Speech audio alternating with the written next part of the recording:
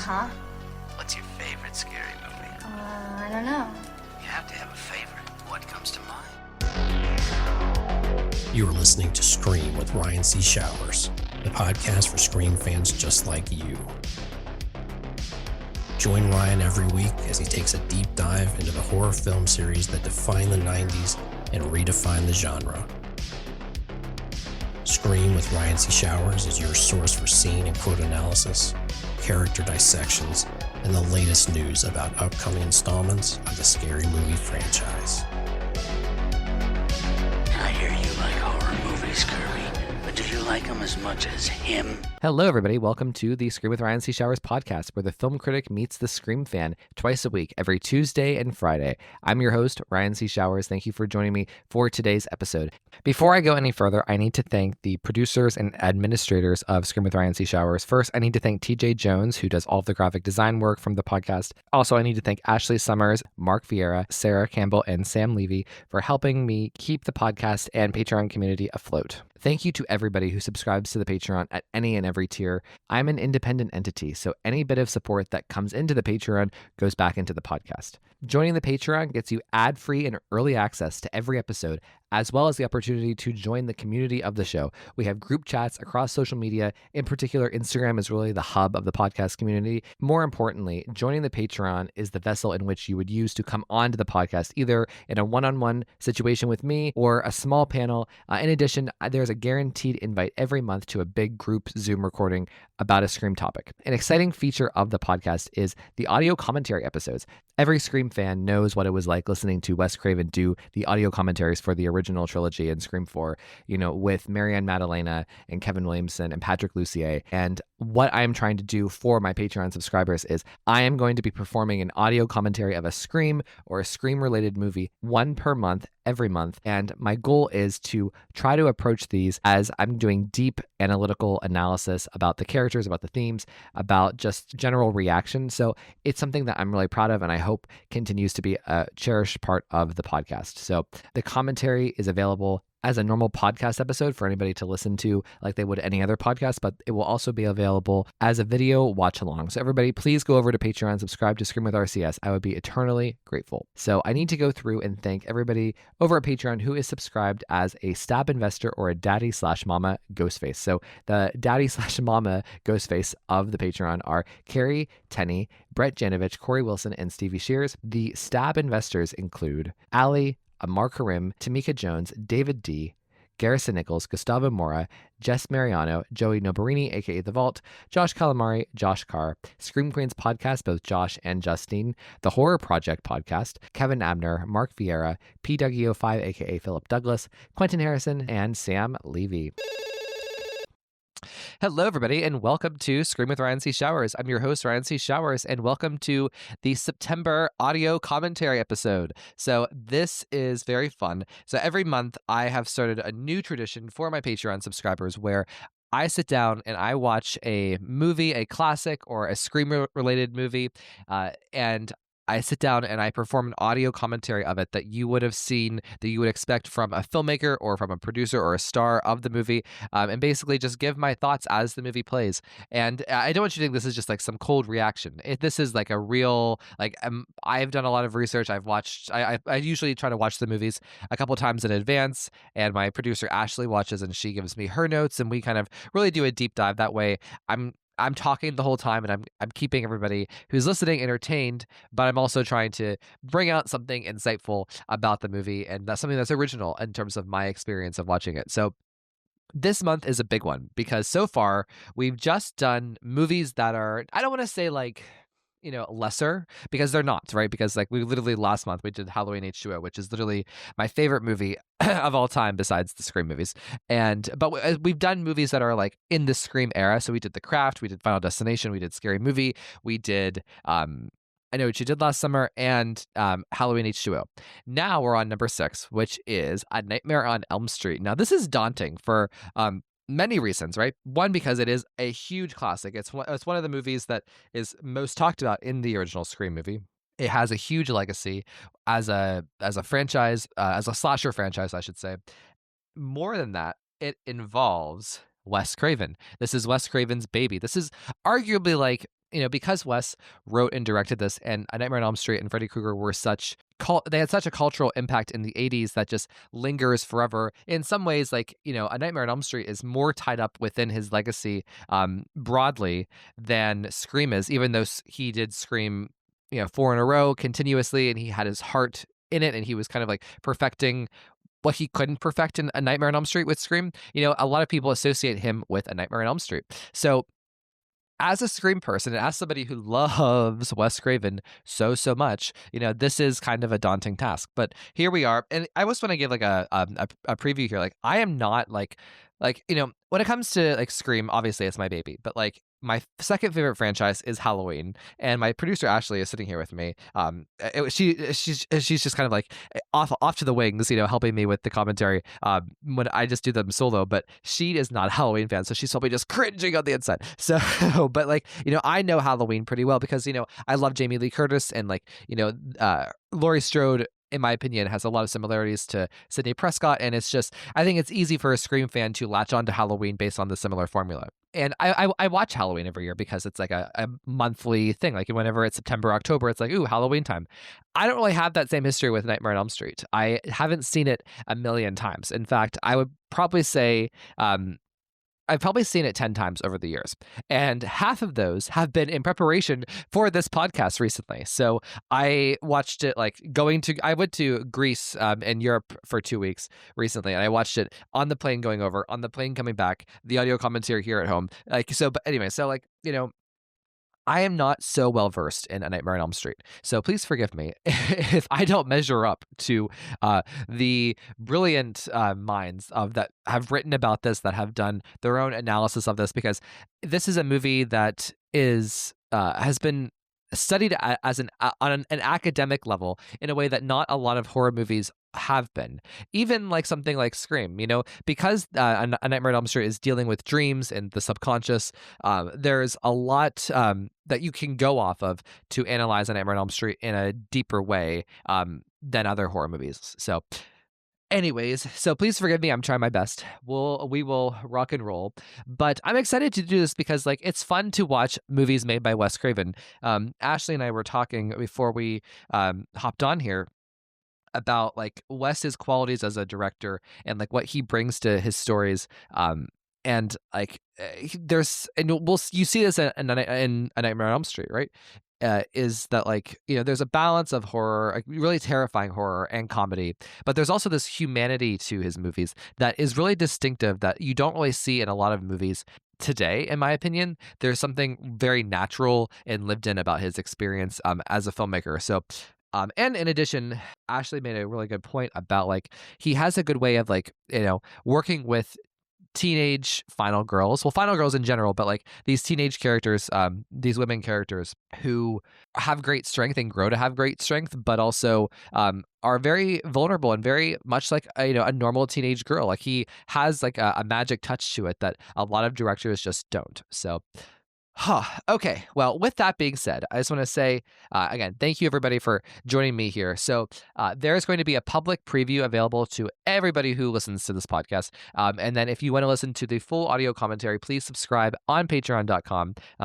Any tier will get you access to listen to this audio commentary. So you have two options. You can listen to the audio commentary that I'm performing right now, either as a regular podcast episode, like while you're at the gym or while you're driving around in your car, without the movie, and just hear what I have to say. And if you know the movie pretty well, you'll probably be able to follow what I'm saying based off of the film. Or you can sit down and actually treat it like a real commentary, like you were watching it on the DVD. So you would like pop in the movie, and whenever I say I'm pressing play, you would also press play, and you would hear my voice as the movie plays in real time. So I'm not sure how many people do that. I've heard a mixed bag. I've heard people who do it both ways. So whichever way works for you, I greatly appreciate it because we put a lot of hard work into this, into these audio commentaries, and they're kind of challenging, but I like it. I like the challenge. So. But yeah, so this is the first classic that we're doing, which is very fun. And then next month, we're doing our second classic, which I'm probably going to be able to hit right out of the park. It's going to be a struggle for Ashley to watch. But next month, we're going to do Halloween, of course, for the month of October. And it will be released on Halloween night. So that's very fun. So, yeah, but Thank you for listening, and we're gonna get going here with the audio commentary for Wes Craven's A Nightmare on Elm Street. Okay, let's do it. All right, so I'm at 000. I'm gonna press play. I also need to give a shout out to my dear friend Carrie Tenney, who helped me with the video production here. So, okay, 5, 4, 3, 2, 1, and play. Okay, I'm at 000. 1, 2, 3. Okay, we're rocking and rolling here. Okay, let's do it. Okay, from New Line Cinema. Oh my God. All right, here we go. So right off the bat, the score, it hits you, right? And like, A Nightmare on Elm Street has a very distinctive score. It's fun like that all of the major horror franchises out there have a distinctive sound. Like Scream's sound is obviously Marco Beltrami. Halloween there needs no introduction. God, what is Friday the 13th score? Wow, see, I'm not good with 80s slashers, and that's partly why this was a bit of a challenge. Is like I know Scream really well, I know Halloween really well, I know the 90s really well, I know the classics decently well, like The Exorcist or whatever, but I don't know the 80s culture so well. So forgive me, Friday fans. I'm trying, and I promise to become more educated in Friday the 13th. I promise. So here we go. Freddy is making his knives for fingers, as Ghostface said in the opening of Screamo with Casey Becker. A Nightmare on Elm Street. Ooh, so here's Tina with the white background. So jarring, right? Like there's like an element of like purity with the white background, and just how bright it is. But it's just interesting. Now we have the dark, hallway. Apparently, Wes Craven said that there was asbestos in this building, in this hallway that they filmed in, and that they were breathing it in, and they had no idea. So interesting the way that movies used to be made, right? Down and dirty. Introducing Johnny Depp. Isn't that wild? Isn't it wild that Wes Craven introduced Johnny Depp? And actually, Johnny Depp has he's basically probably this person with the second most screen time, I would guess, in the movie after Nancy. So it's just crazy, right? That okay, a goat just ran through the hallway. Whenever I watched this on the plane, my notes that I said, I don't get the goat. I'm pretty good with deciphering symbols and shit, but what the fuck, Wes did mention it on his audio commentary with Heather Langenkamp, but I couldn't understand what Wes was saying, so I was like, we're taking an L here. I don't really care about the goat. I'm sure there's some religious component to it, because one thing that may surprise a lot of Scream fans, if you don't know a lot about Wes Craven, is that he was raised in a very religious household, in a religious background. He even went to a religious college. And it's something that he struggled with. It's something that he wrestled with. It's something that he I don't want to say escaped, but it's something that I think that he broke through, and that helped define him and helped define his morality, but also was a point of criticism for him as a person. So it's just interesting to see how he plays with religion, especially in this movie, because there's a lot of subtext about religion that you could read into. So written and directed by Wes Craven, my guy. Oh my God. So there's a lot of iconic imagery in A Nightmare on Elm Street that's very, very scary. I still think A Nightmare on Elm Street's scary.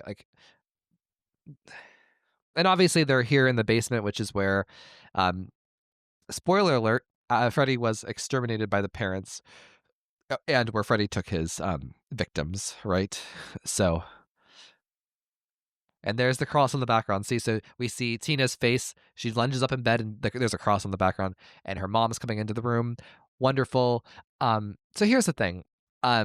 This movie, much like Scream, right, is about children and their parents, and the interaction and the relationship. I'm sorry, and the failing. I have a little bit of a cold, so if I do not sound up to my par, please forgive me. But it's funny because Wes made this in 1984, right? And then he made Scream in 1996 through 2000, because I consider Scream 1, 2, and 3 kind of its own one-shot narrative. Interesting that she takes the cross off the wall, and then holds it close to her chest. Maybe there's some kind of message in there about Wes. He takes it off the wall, meaning he doesn't abide by it, but it's still something within him. I don't know. There's a complicated relationship with religion. Damn it, I missed the jump rope girls. So that was the first introduction of the jump rope girls, and we fade into the teenagers. And something that Wes plays with a lot in this movie is blurring the lines between dream and reality. Like where is that line? Where does reality start and stop? And I think that narrative point is really well drawn right in this opening shot with the jump rope girls, which is supposed to symbolize like the dreaminess, like they're singing that lullaby 7 8 blah blah blah. I can't do it. And then we go right to the what we think is reality with Nancy and Tina and Glenn, of course. So yeah, this is very Scream 1 if you think about it, because like Sydney and Tatum walking into school. So something that Wes has done now, both in Nightmare on Elm Street and Scream, is like we are presented with a blonde girl with a bob for the first 15 minutes, and we think that she is the main character. We think that we're following her story, but we're not, right? We're following actually the brunette girl, aka Sydney and Nancy. But like one thing that has been talked about a lot as Nightmare is the fact that like Nancy is almost like she's almost like presented as the Tatum in these first 15 minutes. So it's almost like an interesting case study about like what happens when the final girl or the alleged final girl dies, right? And then we focus on her best friend. Because like in Scream, Casey Becker and Sydney actually never interact. We don't even know if they're actually friends. We just know that they sit together.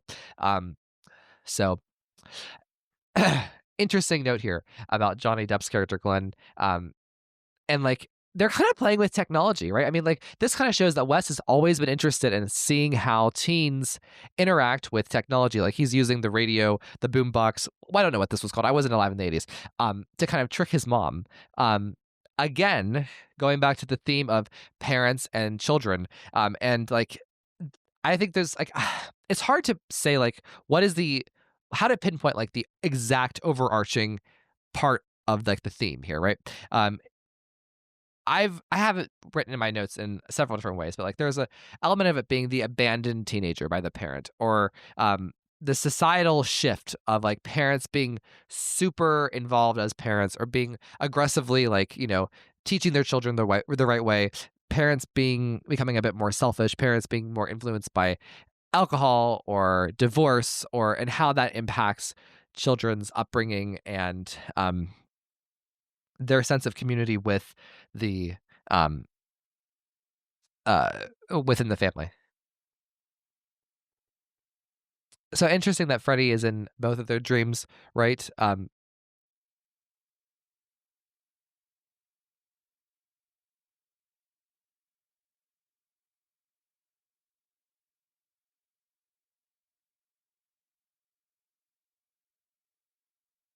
It's so interesting that like they're bonding over this moment. Like they're like, oh wow, I get it.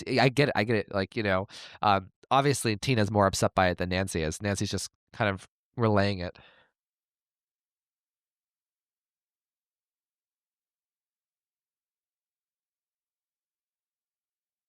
There's a sound outside. Oh my god. It's so crazy to me how much Johnny Depp looks like Skeet Ulrich in the original film. Like they are. It's like wow. It's like wow. Wes Craven had a type. Let's just say that he had a certain type of twink that he liked. For legal purposes, that was a joke. There's no evidence that Wes Craven had any inclinations of being gay. That was just me being funny. So yeah. It's funny because I see Nancy and Sydney as completely different characters, but they are the way that they're used structurally and the way that Wes approaches them, I think, is kind of right and the same. My friend Zach Cherry said something brilliant once, and it has stayed with me for years and years and years. And every time I think about Nancy, I think about this: is like the journey that Sydney goes on from Scream 1 to 3 equals the journey that Nancy goes on just within this movie in terms of like having to experiencing a certain trauma, confronting like lies and sins of their parent, and then having to overcome that and having to outsmart the killer and be completely victorious. emotionally, and like the wavelength of the emotions of Nancy in A Nightmare on Elm Street, like it wouldn't even just equal Sydney in Scream 1. It's Sydney in Scream 1 to 2 to 3, and how she becomes this war fighter, you know? It's just so interesting. It really is a roller coaster for Nancy in this movie. I mean, she's never been demure. Like even here, she's kind of standing up to Rod, right? Um, but um, and she's very sassy and very forthright. But by the end of it, like she is like running this show in a way that like it's just overwhelming. So, anyways, they have her mother's bed. Like who would have sex in their parents' bed? Like I'm sorry, that's weird. Like go have sex in your own bed. Jesus.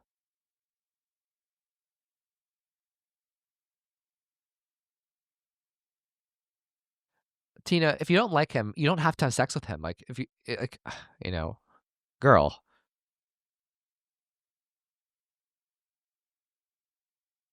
So this is very Sydney and Billy. Yeah. We're here for Tina now, not ourselves. Yeah. See Glenn's all bent out of shape. So that moment right there, Glenn says, "Why is she so bothered by a stupid nightmare anyways?" And Nancy snaps at him and says, "Because he was scary. That's why." That is like such an awesome moment. For an 80s movie, and how awesome. So I actually have in my notes, like I said, Nancy defending her BFF of being afraid of Freddy. Like, yes, she's allowed to be afraid of him. He is fucking scary. And how dare Glenn, try to minimize that. And I love that, like, we have a woman standing up for another woman so strongly without hesitation. It also reminds me of my friend Ashley, because whenever I was watching this, I was like, man, this is going to be Ashley's favorite moment. And I was correct. She noted it. Also, Glenn listening to Rod and Tina having sex and like being frustrated and annoyed. That's also very Billy Loomis coded, right? That's almost like Billy Loomis's origin story before, within his era of Christina Carpenter and not having sex with Sydney, right? But so anyways, I don't understand people in the 80s. Like I don't understand couples in the 80s. I don't understand like, Tina not liking Rod and being kind of afraid of him, finding him annoying, whatever, but just being so eager to jump in bed with him. I don't know. And again, why have sex in your mom's bed? Like that's weird. So okay, here we go. We're entering the second big nightmare sequence of the movie. And this is, by all accounts, one of the most startling experiences of the movie. I would actually argue the first act of Nightmare on Elm Street, like the first 30 minutes, they're so jarring. They're so, I don't want to say triggering, but they are very intense. Like there are parts in these first 30 minutes that it is like, you can't even breathe, and this is definitely one of them.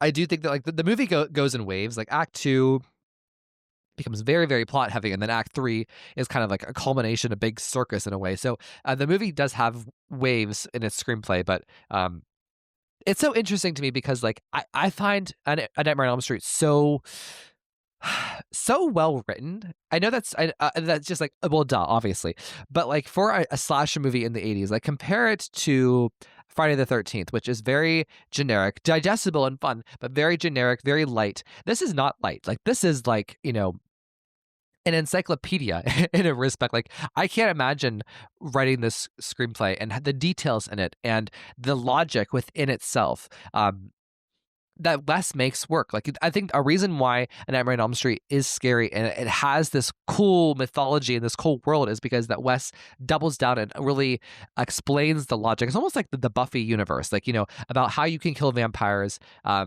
what does and doesn't work, what are the rules. I think that the rules of A Nightmare on Elm Street are well spelled out, and we're still guessing about them. I love this shot of Tina, like a side profile, and she says, "Who do you think you are?" It kind of shows her that she's not weak and demure either. She's not like the Friday the 13th bimbo. No offense. This is also one of the most iconic shots. So Nancy is sleeping in Tina's bed, and there is this like elastic spandex wall of like Freddy lingering over, and he's coming through the wall. We can see his fingers and his nose and stuff over Nancy, and then like it fades back. this, and then we have a cut here because obviously special effects, and then we see like the solid wall, which Wes explained how that was done in the audio commentary. We love good filmmaking. Oh my god. So interesting. There's the cross, and Nancy puts it back on the wall. Notice how Freddy wasn't in the wall when the cross was there. Interesting. Wes Craven, you are a smart man. Thank you. We like it. We like it a lot. So one could, if you were watching this thinking that Tina was the main character, you would think that maybe Freddy's coming for Nancy instead. That would be like what a logical person would think. If our final girl is Tina, then Freddy's actually coming for Nancy, and that was like him starting the set piece, right? But actually, no. Wes Craven has something very smart in store for us. But going back to the Tina of it all, because this is very much like what Wes did with Casey Becker. Maybe people were jumped back in the 90s. Maybe people should have known better based off of A Nightmare on Elm Street, based off of Psycho with Janet Leigh. This idea of like maybe this blonde girl with a bob isn't actually the main character, much like Casey Becker wasn't, or much like Marianne Crane wasn't in Psycho in 1960. So it's funny that Wes Craven in both of his big movies did the same thing, where he presented a false protagonist in the beginning. That ends up dying in a very shocking way, and it startles the audience into submission, and then the brunette girl takes over for the rest of the movie, and she's an amazing final girl. Oh my god, the iconic shot of Freddy's shadow on the garage. Oh my god, with his hat. So it's funny. There was actually an homage to that. In Scream 5 of a ghost face on the wall of like the bar when he kills Vince, but Radio Silence cut it out. The shot is available in the trailer. Oh, why didn't they keep it in? Like, come on. This is God. How much more on the nose? So Freddy is running after Tina right now, and my producer Ashley said Freddy runs like Phoebe from Friends. Oh my god, I understood that because like I was kind of thinking like Freddy runs like a weirdo. Why? Who does he run like? And then she says Phoebe. I'm like, he runs like Phoebe. There it is. Jump scare. Freddy can be in different places at the same time. Cutting off his fingers and like gross oil, toxic alien blood comes out. Gross. Yeah. Wow. But yeah, I really wish Radio Silence would have kept that shot of Ghostface's shadow on the building in Scream 5. Oh my god. Tina taking the skin off his face. So scary. So terrifying. Like in some ways, this is like scarier than anything that came out in like the 70s or 80s. Like, oh my god, like that shot. And even this is all like, you think that The Exorcist is scary, or people thought The Exorcist was scary. This doubles down. Like there is like, oh my god. Oh my gosh. So she's now up in the air. Her chest has been cut. There's blood everywhere. Glenn just got knocked out. And the way that she's screaming, this is so disturbing. Wes Craven, this is his talent moment, right? And this is, in my opinion, just as brutal and scary as what happens to Casey Becker. Probably even more gruesome than what happens to Casey Becker, because a lot of Casey Becker's stabbing happens off screen.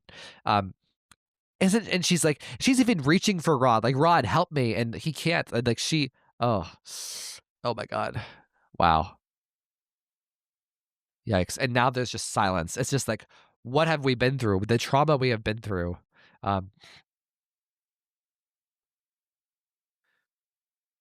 Wow. And so Glenn and Nancy are in the bedroom now, and they see the bloody sheets, and they see Tina's dead body. Oh my god, what an arresting sequence.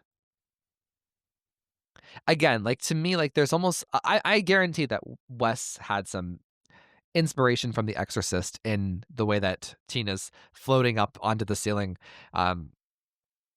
And they explain this, how Wes achieved that moment in the audio commentary about like how the set was revolving, and how that's how they achieved getting the blood to go in the proportional ways.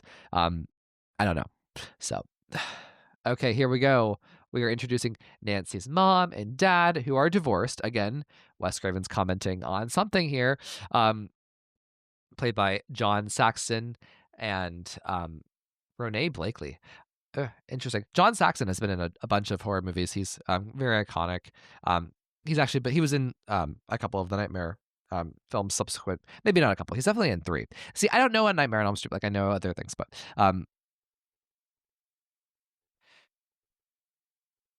again, the narrative here is so strong. The themes are so strong. Like there's contention between the two divorced parents about parenting and like, oh, Marge, this is your fault because you weren't more responsible with our daughter, and kind of showing how children are, they can kind of fall through the cracks when parents aren't parenting, when they're not on board here.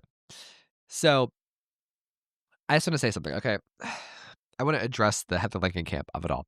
I love Heather Langenkamp. I think she's a very cool person. Not that I've met her, but I think that she's a very cool person and presence in the horror world. I think she's a really great actress. I love her performance as Nancy in this one, in 3, and in New Nightmare. And I just want to address the people who kind of say that she's a bad actress, because a lot of people say that about her in this movie. I don't see that. I think she's actually very, very good. Sometimes melodramatic, but that's what the character is. Which, especially, imagine you not sleeping for 7 days, bitch. That scene in the police station, I do think is kind of weak. I think it's her weakest moment in the film, but I'm not going to hate. And there's Marge putting vodka in her breakfast drink. Interesting. I can relate. No, I'm just teasing. I don't do that. But it's very Laurie Strode in Halloween H2O, right? Just teasing. Wow, that's an interesting comparison because she's the mom with a dark past. That means Nancy is John. Interesting. So also interesting the way that Wes kind of like depicts like the parent-child relationship here, because the way that Marge is trying to talk to Nancy and kind of take care of her, the roles kind of flip in the second half of the movie, where Nancy kind of becomes the more of the caretaker, more of like the parent, if that makes sense. While Marge is the child. As we learn more about what Marge did in the past and just about her behavior, and Nancy feeling like a betrayal that Nancy feels. It's interesting the way that children feel betrayed by their parents in this movie. Nancy obviously does because she feels like she was lied to. It's interesting. What happened? I wish I could talk to Wes. Like, what happened to him where he felt like he was lied to in his childhood? Because it's no coincidence that the arc of the 1, 2, and 3 of Scream are about Sydney feeling like she doesn't understand fully her family's history and that secrets were kept from her. And that's kind of what Nancy's arc is too. It's just interesting that both of his big masterpiece movies and career achievements are about the same theme. But I don't think it's repetitive. I think they're completely different. One, because in Scream, we don't interact with Maureen Prescott. We just hear about her because she's dead, versus here, we see Nancy go toe-to-toe with her parents. And in this, and then in 3, it's her and her dad, and then in New Nightmare, she's the parent with her own kids. So interesting. So Wes Craven said that this scene right here, where Rod handgags Nancy and pulls her into the bushes, like this was actually very close to his house in Venice Beach, which is interesting. So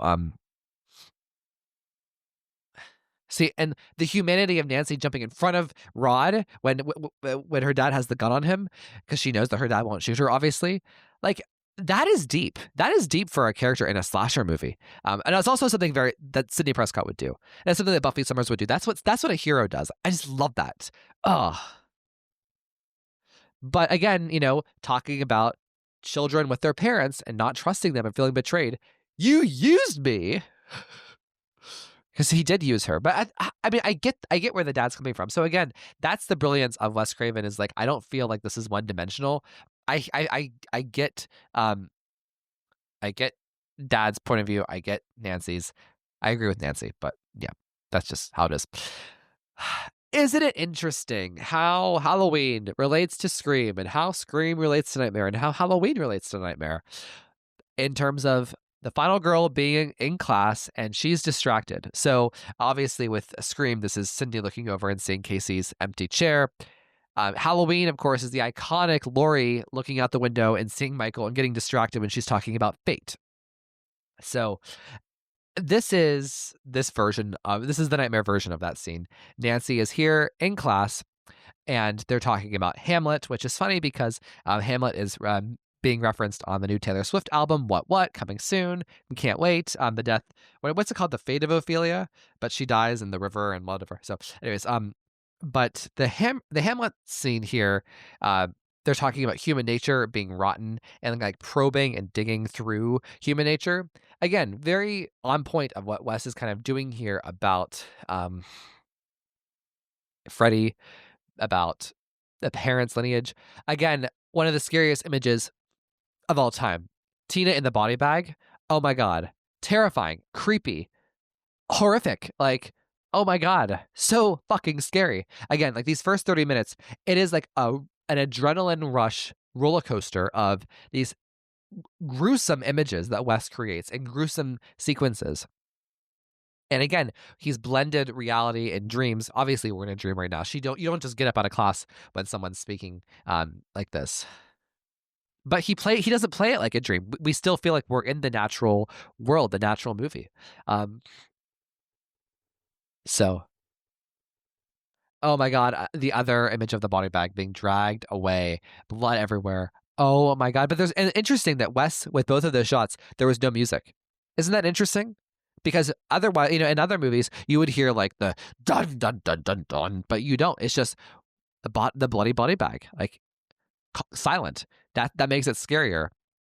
And the girl, the hall monitor with the Freddy shirt. Screw your pass. Hey, no running in the hallway. Interesting. I look at the ground, like you can see like the leaves on the floor in the hallway, and they're blowing through and kind of hitting Nancy. Of course, we're obviously in the dream now, but again, the way that Wes plays the scene, it's very natural. It's very flowy. And she's going down to the basement, the boiler room, which is obviously, where Freddy died. He died in the he died in a boiler room in a basement. So, and where he took his victims. So no students allowed. Isn't that a fun sign? Because if this is Freddy's lair, he doesn't want, so interesting. I have to muse on that for a minute, but Wes put it in the movie in a prominent place for a reason. So, okay, here we go. So she's discovering the basement. She's going through it at a really nice pace here. Very scary shit.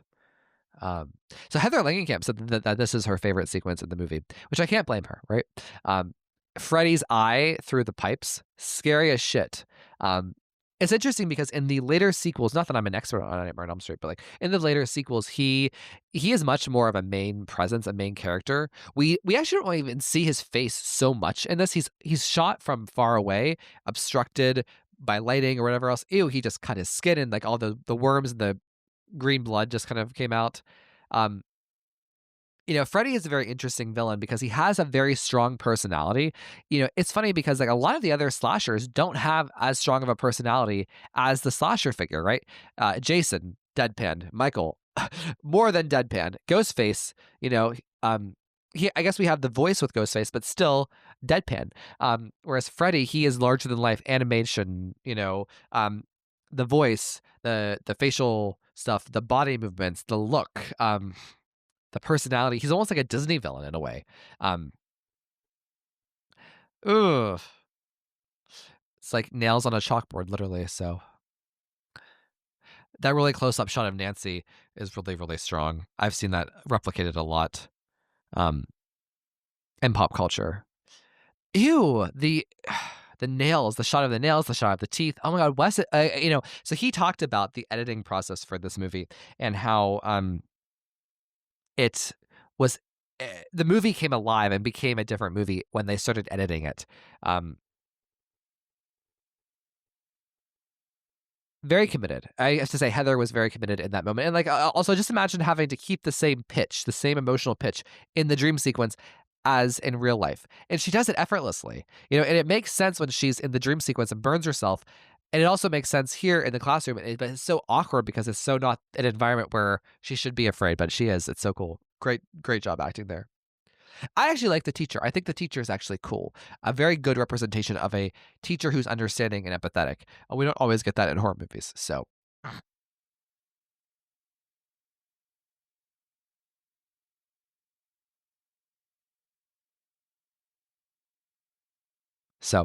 anyways, so this is like the end of like Act 1, in my opinion, is like here after that big sequence at the school. And we start to move into the story in a more Oh, see, and like, we see the burn actually happen to her. It's blurring into real life. So again, the line between reality and dream, where does that start and stop? So anyways, um, so here Nancy is visiting Rod in jail. Um, it's interesting to me that she is so open-minded, even though like logically, um, she shouldn't be, right? Because he was the only person in that room with Tina. Sh- All signs and all evidence points to him being the problem, um, being the person who killed her. Especially because the way that he's portrayed in the movie, he's portrayed as kind of like the outcast, bad boy type. Especially because we know that Tina wasn't crazy about him yet. Heather, Nancy sees something in him and recognizes that like there's humanity there and gives him the benefit of the doubt. But she doesn't do it in a dumb way. She does it in a very like intelligent way where she's not like completely open to him. Like, yes, I'm on your side, but she's just listening, We like that. Especially as she's trying to figure out everything going on with Freddy, which is crazy. So, and this movie, A Nightmare on Elm Street, believe it or not, I don't know if people know this. I mean, the fans will, but the casual fan may not. It's kind of based on a true story or true stories. Wes Craven read newspaper articles about these teens from Southeast Asia who immigrated to the United States with their parents between the years of 1978 and 1981, who were experiencing stuff dream kind of similar like this, and that they were dying in their dreams. And he read this in a newspaper in LA, and that's what was served as the inspiration for the movie. And there was no I don't know if there was ever an explanation for it, why this group of teens who immigrated from this part of the world to America had this, but their parents kind of reacted in very similar ways that we see Marge and Lieutenant Thompson react. So interesting. So I want to tease everybody. In the final Scream, you will see some homages to A Nightmare on Elm Street. Joey Valisi, he loves A Nightmare on Elm Street. One time he was talking to me about Heather Langenkamp years ago, and it really struck me, and it's always stuck with me. Like like him growing up, his fascination with her as a final girl. It reminded me so much of how I guess I see Nev and Courtney. So it's just interesting generationally. So this sequence of Nancy in the bathtub is very iconic imagery. So her legs are spread, and we see the knives for fingers coming up through the water and through in between her legs as she's kind of like falling asleep in the bathtub, and the hand is reaching toward her head. It's an interesting shot. And I have to say, like, there was a part of me, like, whenever Ryan was probably, like, at his most, for lack of a better word, woke in college, I probably would have said that was a completely misogynistic shot. And I don't know, a part of me still feels like it is kind of, like, part of that 80s misogyny, right? Of, like, over-sexualization of things and sexual exploitation. But it's interesting that the hand is coming toward her face as opposed, coming from that position toward her face. Is just very interesting. And now she gets sucked under the water. Yeah. And it's like, again, where was the dream starting and ending? Was this whole thing a dream? Did she ever actually talk to Marge? Thank you, everybody, for listening to this public preview of the commentary for this month. If you would like to listen to the complete audio commentary for the movie, please head on over to Patreon, Scream with RCS, subscribe at any tier to get the audio for this movie, for the audio commentary. Or if you subscribe at a higher tier 2 or above, you can get the video for me performing the commentary while watching the movie. So again, everybody, thank you so much for supporting the podcast.